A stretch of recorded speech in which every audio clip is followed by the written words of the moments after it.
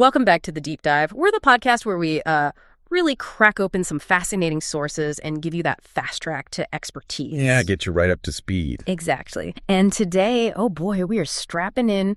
We're heading into a genre that has just, well, completely dominated the market lately. Romantasy. Dominated is almost putting it mildly, isn't it? Yeah. It's explosive. We're talking about a real publishing phenomenon. Totally. And we're going to try and, analyze the structures behind it, what makes it tick, how does it blend those huge world-ending stakes with like really intimate, heart-fluttering moments. Right. And our mission today is pretty precise. We want to go beyond just, the surface level stuff. Mm-hmm. We're aiming for a thorough, efficient blueprint, really decoding the rules of romantasy. And our source material, it's basically a goldmine. It really is. It's a structured guide, and it comes from the experience of an award-winning author, Jenna Moretz, someone who spent like decades researching, writing, living this stuff. And it's Jenna Moretz, pronounced Moretz, just so everyone knows. Yeah. And yeah, it's not just theory from her. She talks about how her own foundation wasn't just modern fantasy books. No. Yeah, it was actually old school romantic adventures. She mentions films like The Seventh Voyage of Sinbad, Clash of the Titans, Okay, classics. Yeah, that classic mix. Monsters, magic, dashing heroes, fighting totally insurmountable odds, but fighting them to be together. That's the core energy she built her whole career on, apparently. And it clearly worked. I mean, her series starter, The Savior's Champion, it was voted one of the best books of all time by Book Deposit. Exactly. So this blueprint we're digging into, it's not just theoretical fluff. It's more like the algorithm, Yeah. the one driving actual six-figure full-time writing success. Okay. So this guide, it's really about precision, strategy. It's designed to cut through all the noise and just home in on those key ingredients you need, the things that can turn your passion project into a successful romantasy novel. And it works across the board, right? It doesn't matter if you're writing clean, queer, polyamorous, or, super spicy stuff. That's what the source trusts. Mm-hmm. If these mechanics, the story structure stuff, it stays the same, regardless of the heat level or the relationship dynamic. Core engine. So whether you're out there drafting your own masterpiece, or maybe you're just looking for the next big read, or honestly, maybe you're just super curious about why this genre is so incredibly successful, consider this your custom-tailored guide. Let's roll up our sleeves. Let's unpack this magical, sexy algorithm. All right, let's do it. So first things first, if you want to succeed in romantasy, you absolutely have to understand its mechanic. It's technically a subgenre of fantasy, yeah. Right. But the source really emphasizes treating it like a calculated murder. Two distinct genres, both with equally strict rules. Romance and fantasy. You got to nail both. Okay, so let's break that down, starting with the romance part, which sounds, surprisingly rigid based on what you're saying. It is, in a way. It demands that, two or more people fall in love. Fine. Yeah. They might resist at first, sure. Standard stuff. They face some kind of threat, internal or external, to the relationship. Also standard. But here's the non-negotiable anchor. Okay. They must end the book, or at least the whole series, in a happy relationship. That's the HEA or HFN, happily ever after or happy for now. The HFN, right. That's key for series, I guess. You don't have to wrap everything up in... Exactly. You can defer the full HEA, but you still have to give the reader that emotional stability, that feeling of forward momentum for the couple at the end of each book. Promise delivered.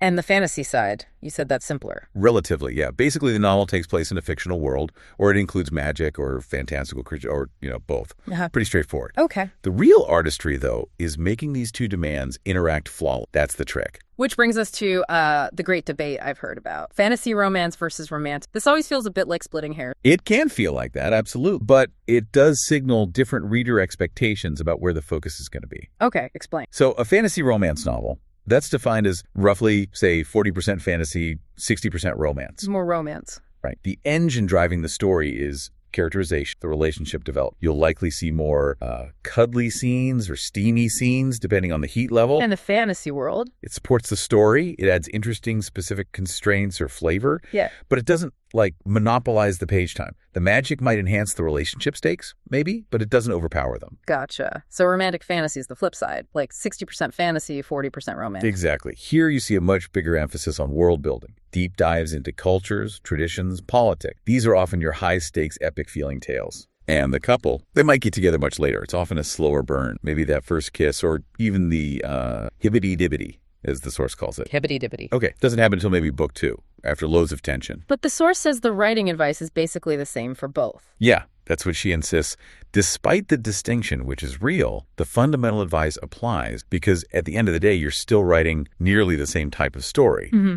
The core requirements overlap heavily. That unity is helpful because no matter the ratio, you have to pass what the source calls the single greatest litmus test for the genre. Yes, the big one. Avoiding the mistake of just writing a fantasy novel that happens to have a romantic subplot. This is absolutely crucial. The moment of truth, really. And the test is simple. If you took the romance out entirely, just deleted it, could the main plot still unfold and reach its conclusion? If the answer is yes, even if it's maybe less entertaining, then you've just got a subplot. And this guide, well, it isn't for you. You're not writing Romantasy. You'd actually need to scrap that subplot element if Romantasy is your goal. Wait, let me push back on that a little. What if the plot can technically function without the romance, but it's emotionally hollow? Say the hero still saves the world, even if their love interest dies tragically, but the point of the book is the emotional devastation of that loss. Isn't that still deeply romantic? It might be a very romantic story, absolutely. But according to this framework, it violates the specific Romantasy contract with the reader. The contract, okay. That contract is rooted in the integrity of the implied promise. When a reader picks up a book marketed as romantic, they've been promised a story where the resolution of the main external plot is fundamentally intertwined with the resolution of the romance. They have to succeed together or because of each other in a core way. So if you can save the world just through pure grit and determination, regardless of the person you love, then that person becomes, well, potentially replaceable. Or worse, just a motivator, like a damsel figure whose death spurs the hero on. That's not Romantasy. The love has to be integral to the plot's mechanic, not just the hero's feeling. I think I get it. The example in the source really clarified this for me. A forced marriage between a prince and a knight. Right. Their relationship, the forced proximity, the developing feeling. That's the center of the ensuing war between their kingdom. If you remove that romance, the whole reason for the war, the specific stakes, it just collapses. Precisely. The marriage, the relationship is the catalyst. The love story isn't just decoration. It's the bomb that sets the whole plot in motion. Okay. And that distinction really tells us what sets Romantasy apart then. It does. Compared to traditional fantasy, Romantasy is fundamentally character-driven. Epic fantasy often focuses on the quest, the MacGuffin, the big external goal. Right. In Romantasy, the character arc, specifically the love story arc, that's the primary end. World building. It's got to be supplemental. It enhances or hinders the character's love, sure, but it can't just take over the whole book. And compared to mainstream romance? The stakes are just way higher. Yeah. Dramatically higher. Mainstream romance often deals with, lower stakes conflict, loneliness, heartbreak, maybe finding a job, family drama. Relatable, but smaller scale. Exactly. Romantasy. We're talking death, war, the actual fate of the world hanging in the balance. The only thing that stays consistent is that mandatory HEA or HFN at the end. That promise remains. Okay, and the conflicts themselves are different too, right? Not just internal stuff. Right. In standard romance, conflicts are often internal. Trust issue, communication breakdown, past trauma. And those absolutely need to exist in Romantasy characters too to make them feel real. Sure. But the big external problems, they must be fantastical in nature, and they have to be integral to the romance plot. We're talking conflicts that literally weaponize their union. Like what? Give me an example. Okay, like a magical curse that physically prevents them from separating, forcing them to work together to solve some global mystery. Or maybe they have to protect a magical artifact, but using the artifact demands that they be physically apart every single midnight. So the fantasy element creates the barrier to the... Yeah, that's the rule. If you're basically writing a rom-com, but you've just sprinkled a few dragons in the background for flavor, you haven't hit the target. The dragons need to be the reason they can't touch. Exactly. Or the reason their families are feuding, maybe because they touched when they shouldn't have. The fantasy element has to be the primary external barrier to achieving that HEA. It's woven into the fabric of the plot. Okay, that makes sense. So once a writer gets those core mechanics down, what's next? The ideation phase. Yep. Moving into the writer's roadmap. The source breaks down generating successful ideas into three sort of overlapping stages.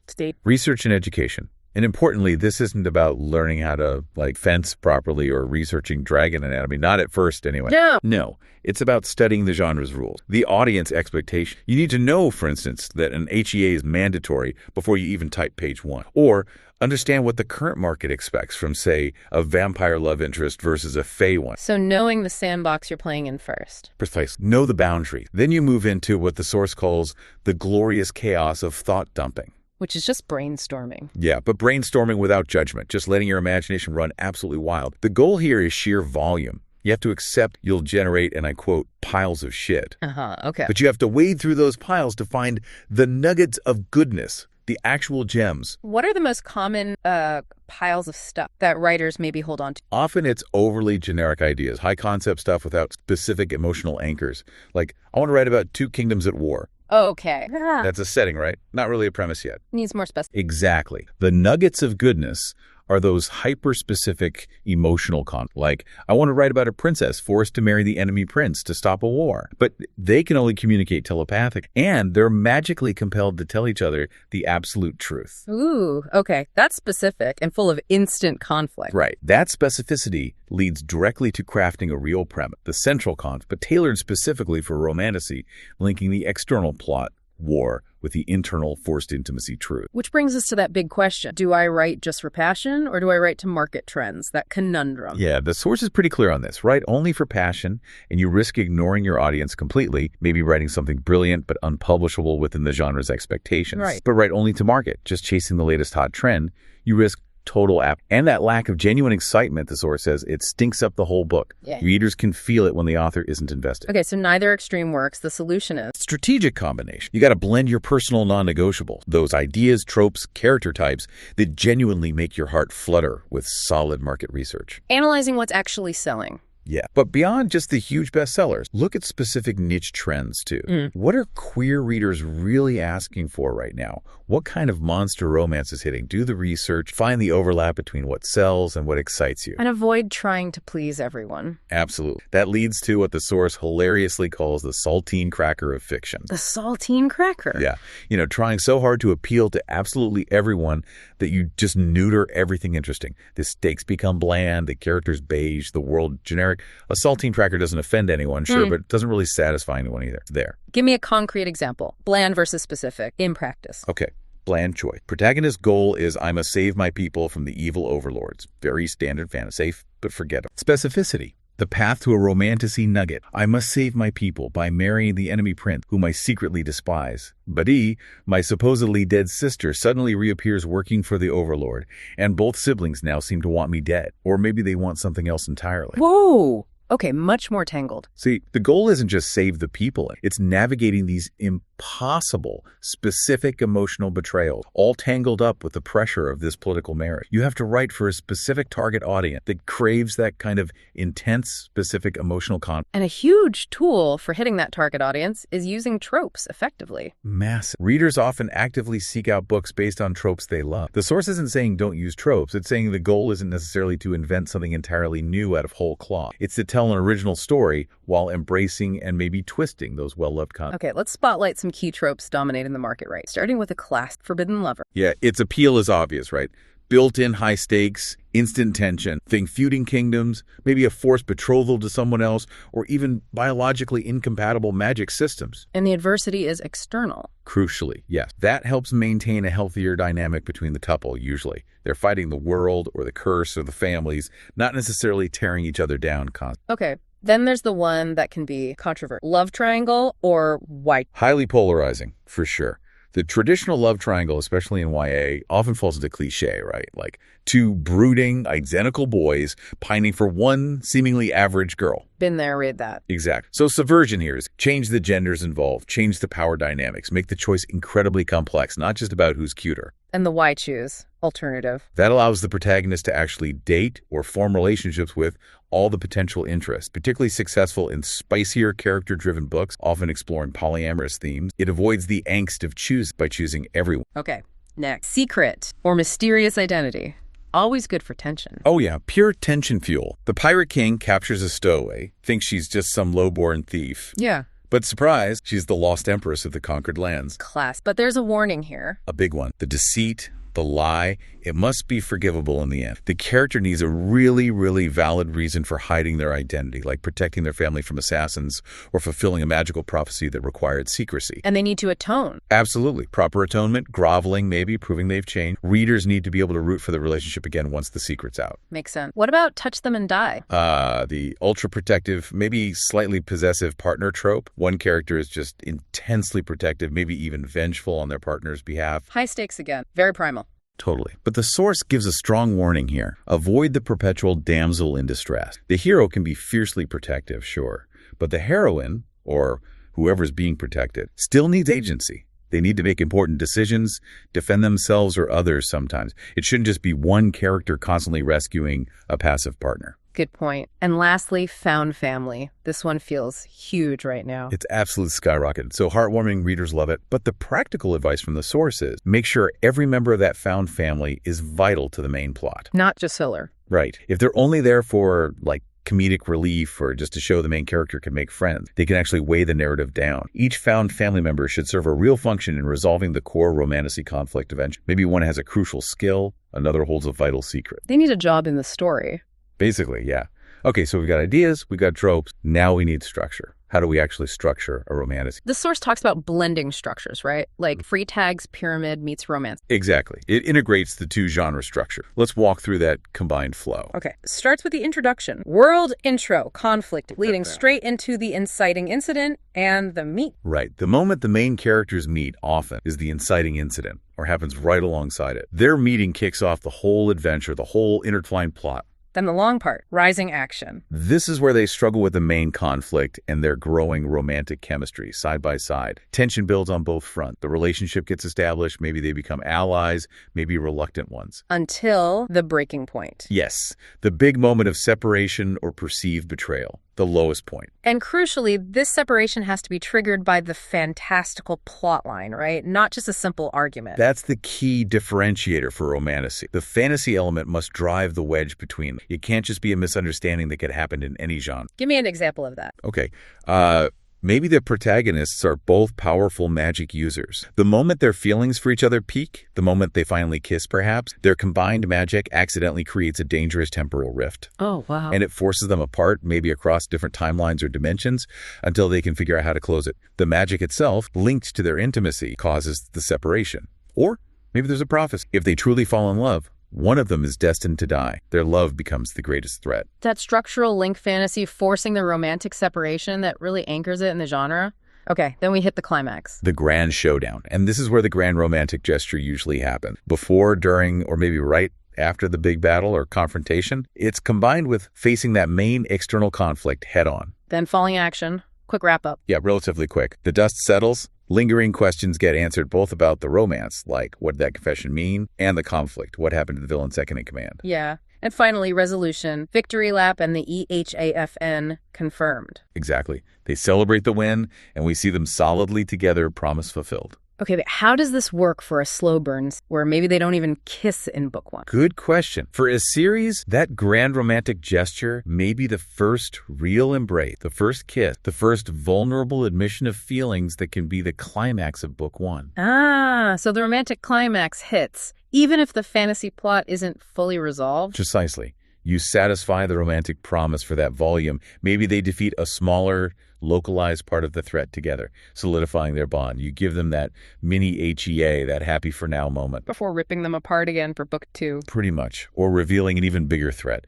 You deliver the emotional satisfaction for that installment while keeping the larger fantastical conflict rolling to hook readers for the next book. Got it. Okay, let's switch gears a bit. Let's talk about building the fantastical framework, world, race, magic. Starting with a warning I saw, world builders. Oh yes, a very real affliction. The source strongly warns against spending, like years, meticulously planning every detail of your world's history and economy, instead of actually writing the novel. Because the world is a supporting role here. Exactly. In Romantasy, it's crucial, it adds flavor and conflict, but it serves the character story, especially the romance. You need the core details, yes, but focus on the ones that directly impact the plot or the relationship. Like the natural world, is it a harsh desert that forces them together for survival?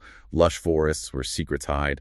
The man-made world, architecture, kingdom, tribal structures that dictate social rules, and history, only the bits relevant to the current plot. Why are these kingdoms at war now? What ancient lineage affects the protagonist's magic or claim to the throne? And social norms are fair game for invention too, right? The source mentioned dragons and lesbian queens. Yeah, I love that. As the creator, you set the rule. If readers can believe in fire-breathing dragons, they can absolutely believe in a matriarchal society or a queer royal couple. You don't have to just copy-paste historical Earth's biases, especially patriarchal ones like only men inheriting thrones. Be intentional. So designing the culture is important. Vital. Think about their belief system. Their clothing, does it restrict movement or signal status? Art, celebration. Does your world have unique fictional sports that reveal something about their values? Specific high-stakes wedding practices the main characters might have to undergo. And does smut exist in this world? Ah. Yeah. Yes, the source actually says to consider that too. How does the culture view physical intimacy? Is it sacred, casual, shame, taboo between certain groups? Right. All of that can fuel the romantic conflict or connection. Okay. Moving on to fantasy race, the non-human characters. Right. And the common advice here is avoid monolith. Just like humans aren't all the same, your elves, vampires, fae, whatever. They shouldn't be either. Give them diverse cultures, internal conflicts, unique customs within their own race. And we don't have to stick to the established lore. Absolutely not. Invention is encouraged. Tolkien doesn't own elves. Sarah J. Maas doesn't own fae. You can create totally original races or put a really fresh spin on existing ones. The source mentions sirens originally having bird wings, not fish. Play with the archetypes. And the key is how these differences impact the romance. Yes. The differences between the characters' races or species must create tangible conflict or maybe even comedy. Think about a fae character who literally cannot lie, dating a human spy who lives by deception, instant tension, or a shapeshifter whose form changes uncontrollably with strong emotions, trying to have a serious conversation with someone who fears monsters. Okay. Now, this brings us to a sensitive but important warning from the source regarding physical intimacy and fantasy. Yes, this is a tricky area, and the source offers practical advice based on essentially maintaining reader engagement. It advises that if fantasy characters are sexualized, it's generally better for reader connection to maintain human-inspired genitalia. To avoid bestiality territory. That's the phrase used, yes. It's a blunt way of putting it, but the underlying point is about the reader's emotional connection. The goal in Romantasy is usually focused on the emotional intimacy and connection between the... If the physical descriptions become too biologically alien, too far removed from the human experience, it risks breaking that, alienating. That's the risk, yeah. It can pull the reader out of the emotional core of the scene. So authors often navigate this using anthropomorphism, giving non-human characters parts that function similarly as human ones, or using magic, like shape-shifting into a human form for intimacy. The focus stays on the emotional bond, not the exotic plumbing, let's say. Okay, that frames it clearly. It's a practical consideration about keeping the reader invested in the romance. And we also need to be mindful of avoiding harmful stereotypes when creating researching folk. The source mentions researching historical folklore to avoid accidentally perpetuating racist or prejudiced tropes, giving the example of some goblin folklore having anti-Semitic roots. If a mythical creature has a problematic history in our world, authors need to be really mindful not to just replicate those harmful ideas in their fictional race's culture or description. It requires critical thought during creation. Okay, let's tackle magic, the zest factor. Yeah, the fun stuff. Big distinction up front. Hard magic systems versus soft magic systems. Hard magic has clear, defined rules and limitations that the reader understands. Soft magic is more mysterious, maybe wondrous. The rules aren't explicitly laid out. And types of magic? Oh, endless possibilities. Dark versus light is classic, but needs subversion. Now, maybe the hero uses dark magic for good reason. Elementalized magic, earth, air, fire, water. Inherited or genetic magic creates great stories about living up to or failing expectations. Or learned magic spells, scrolls, talismans, which makes the character vulnerable if they lose their magic. But regardless of the type, the source says limitations are absolutely mandatory. This is huge. Why? Tell me. Because a magic system with no limits, no costs, no rules, it completely ruins the stakes. If the hero can just wave their hand and solve any problem instantly, where's the tension? Where's the conflict? Yeah. It creates plot holes faster than you can write your way out of them. So limitations force creativity and raise the stakes for the romance, too. Exactly. And you have to introduce these limitations before they suddenly become relevant to the plot. Foreshadow the rules so the reader accepts them when they matter most. Okay, give me 3 different kinds of limitations and how they could impact a romance. All right. First type, physical toll or cost. Classic. Every time the heroine uses her super powerful telekinesis to save her love interest, maybe she suffers blinding migraines, or it shaves time off her lifespan, or accelerates some dormant magical illness. Creates romantic tension because he might try to stop. Precisely. Don't hurt yourself for him. That kind of conflict, it becomes a tangible sacrifice for the relationship. Second type, ethical or moral constraints. Ooh, interesting. Yeah, this means the magic requires morally gray or downright bad action. Maybe the hero has to use forbidden blood magic to protect his queen, but that magic requires him to, steal memories or sacrifice innocent lives or constantly lie. Which directly attacks the trust needed for the romance. Exactly. The magic system itself becomes tangled up with his character flaws, something he has to overcome or she has to grapple with accepting, perfect for romantasy angst. And third, environmental or external limitations. What? Like the example used before, the Shadow Walker can only travel to places she's physically been before, and maybe only during a waning moon. That keeps her trapped in the palace when needed for the plot. Or perhaps the magic works everywhere, except inside the enemy king's fortress, made of magic dampening stone. Suddenly at the climax, they have to rely purely on wits and swords, not magic. Raises the stakes at a critical moment. Okay. And the final check from it has to impact the romance directly. Yes. Does their magic clash, maybe making it painful or impossible for them to touch? Or does it enhance their bond? Maybe they can communicate telepathically or use magic for spicing things up in the bedroom.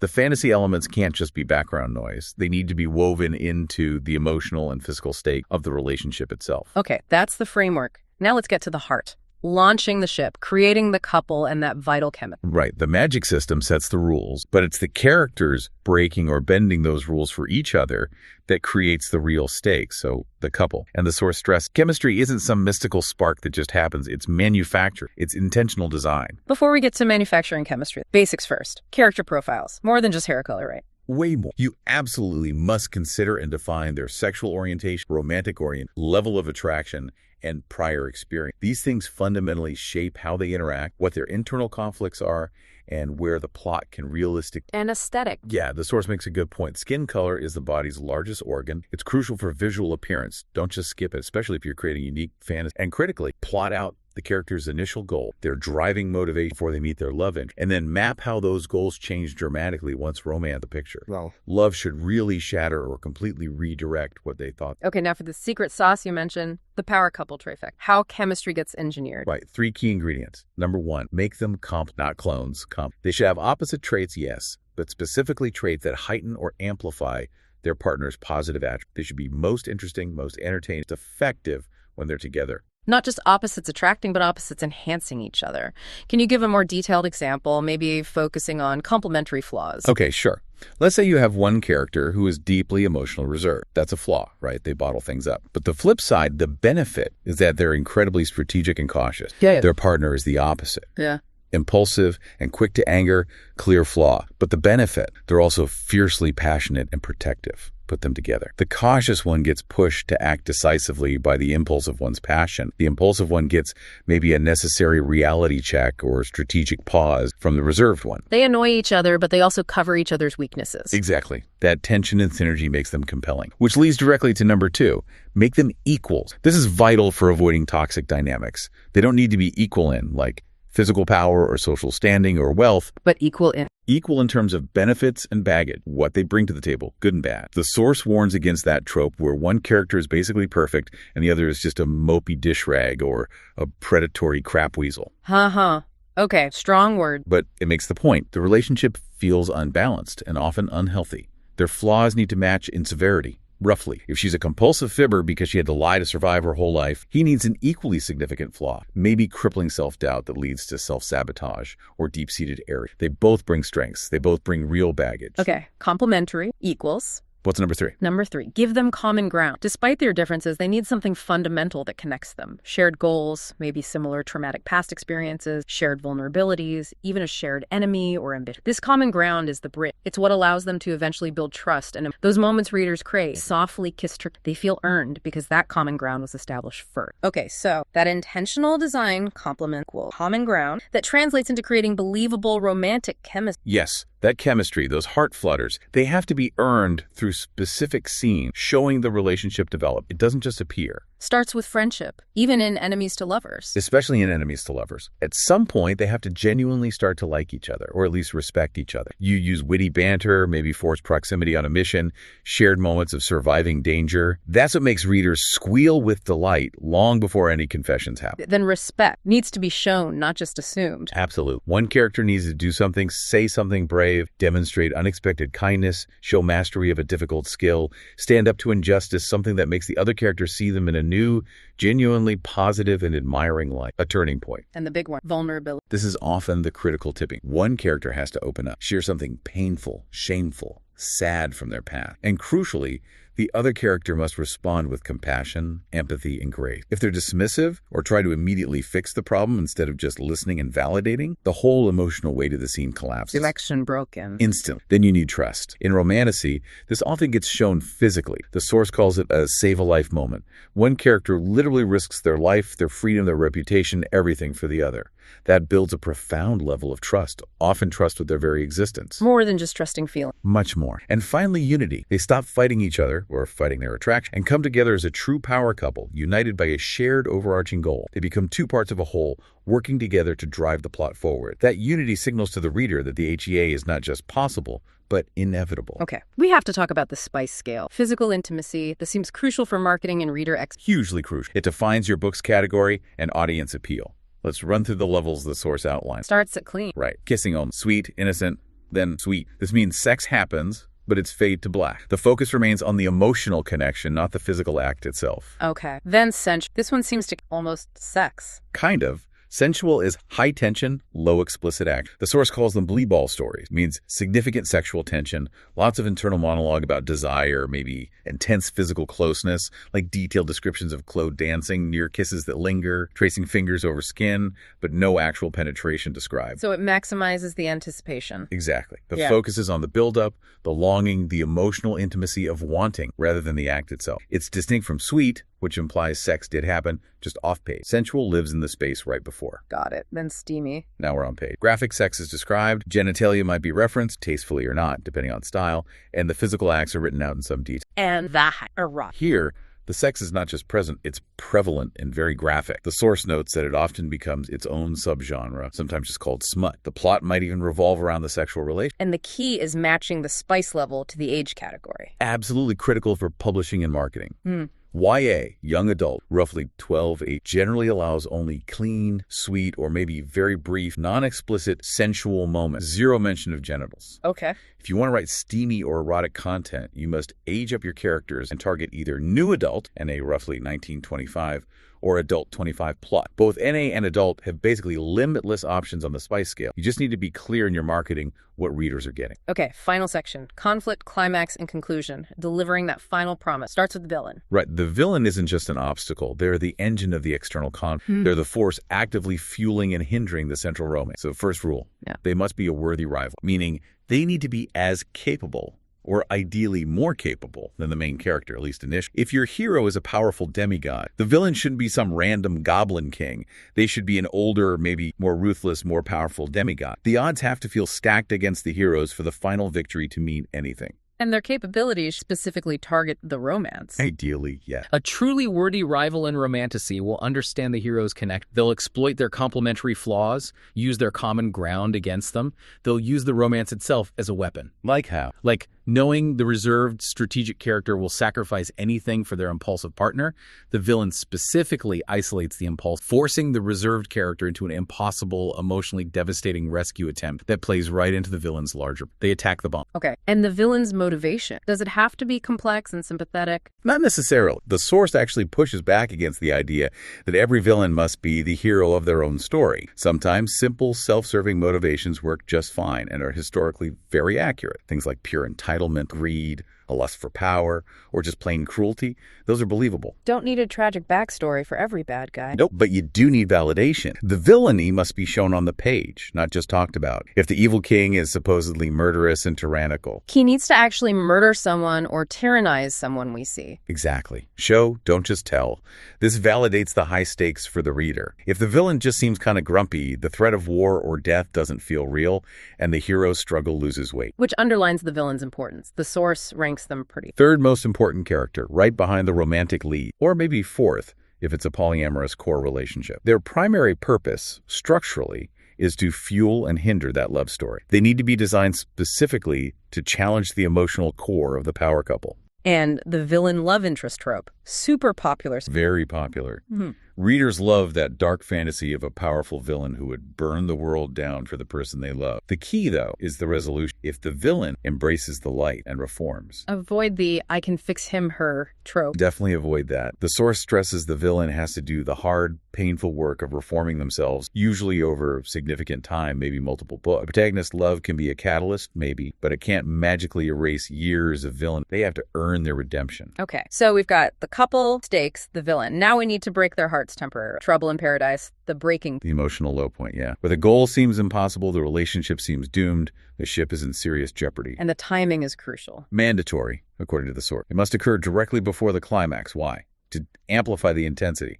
That darkness makes the dawn of victory feel so much brighter and more earned. What kinds of riffs work best here? Lots of options. A huge argument leading to a breakup, often tied to a failure in the main plot. Deepening doubt. One character's actions make the other suspect their motive. Physical separation, war, imprisonment, magical barrier, or the big one, betrayal, which is especially powerful if it turns out to be a fake-out, where the betrayer actually had a secret, desperate plan to protect their partner all along. Or just pure despair, usually reserved for really high-stakes, epic series end. Okay. Then comes the climax, the big finish. Needs to blend both romance and fantasy elements. Absolutely. The resolution of the external conflict and the peak of the romantic arc need to collide here. The intimacy destination, that peak romantic moment, happens right around this final showdown, before, during, or immediately after. Let's talk timing for the first romp in the hay in a steamy book. The source had specific advice here. It did. It generally advises placing this before the final battle, framing it as the calm before the storm. Why before? Practicality and emotional. Sex, right after a massive life or death battle, can feel unrealistic. Characters are wounded, exhausted, covered in grime and adrenaline. Placing it before solidifies their emotional commitment. It's like they face the ultimate danger together with nothing left unsaid or undone between them. It cements their unity before they risk losing everything. It gives the battle higher personal stakes. Makes sense. Other intimacy destinations. The first kiss works perfectly as the climax for clean or slow burn stories. The love confession, super flexible, works brilliantly mid-battle when stakes are highest. Or a proposal can be the peak for a standalone or the very end of a series. And the conflict resolution part of the climax. Fight scenes, yeah.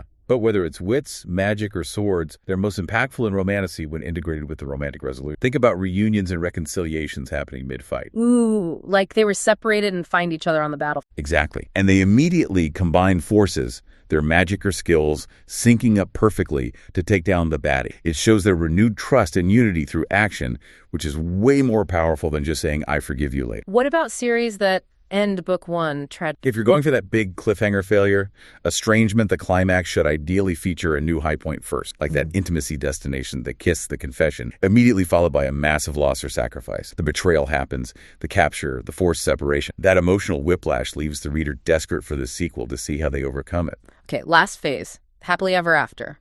Or for now. Right. First, a short falling act. Dust settles. Loose ends get tied up. Questions revealed during the climax get answered. If his secret identity came out mid-battle, this is where he explains the why to his partner, patching things up. And the resolution. Confirms that intimacy destination. They need to actually talk about the kiss, the confession, the proposal, iron out any lingering doubts or wrinkles, and then deliver that promised HEA or HFN. We see them happy together. The core conflict resolved for now. But for a mid-series resolution, can't tie everything up. Exactly. You achieve the HFN for that book's arc, but you must not fully resolve the overarching series conflict. Instead, you either reveal a new, greater threat looming, or if you ended on a tragic climax, like the separation, the resolution shows the protagonist hashing a determined plan to fix things, maybe gathering allies, hinting strongly at the eventual reunion to keep the reader hooked and invested in their journey toward that final HEA in the last book. Whew, okay. That's a lot. We've really decoded that blueprint. We have. Broken down the mechanics pretty thoroughly, I think. So summing up, the core principles seem clear. Romantasy is fundamentally character-driven. The romance and the external conflict have to be deeply tangled up, usually by that fantastic. And that HEA, or HFN, it's mandatory. Yeah, that's the promise. And here's one final quality check the source suggests, like a last self-edit pass. Call it the character shine check. Okay. Ask yourself honestly, are my characters happiest, most successful, and frankly most entertaining when they are together? Are they both fully functioning members of the team, equals in driving the plot forward and ultimately squashing that conflict? So no passive partners, no one just being rescued constantly. Exactly.